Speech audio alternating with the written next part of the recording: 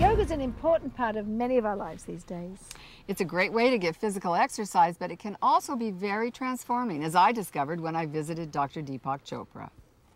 The deeper meaning of yoga, of course, is union. So, union with the source, with the ultimate spirit. And yoga, as we see it in the West, is part of one yoga, which is called Raja Yoga, which also includes meditation, breathing techniques, and postures or asanas. But there are other forms of yoga: bhakti yoga, the yoga of devotion, of love, the yoga of the intellect, which is called Jnana yoga, karma yoga, the yoga of action.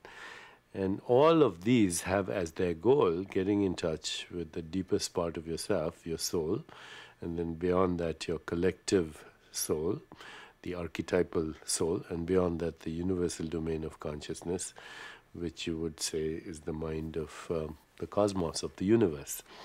Yoga postures facilitate our experience of the other forms of yoga, because what yoga postures do is they establish mind-body coordination, mind-body synthesis. The mind and the body are inseparably one, but we kind of artificially separate them by doing things that we shouldn't be doing. So if the body says, I want to sleep, but I say, no, I have a deadline. Body says, I'm hungry, and I say, I don't have time to eat. Or body says, I'm too hungry, and I say, I still want that dessert. So when we do things like that, we disrupt this connection between the mind and the body, which are usually one. Yoga reestablishes that connection. And when it reestablishes that connection, then what happens in our bodies, that balance occurs, and we call that homeostasis.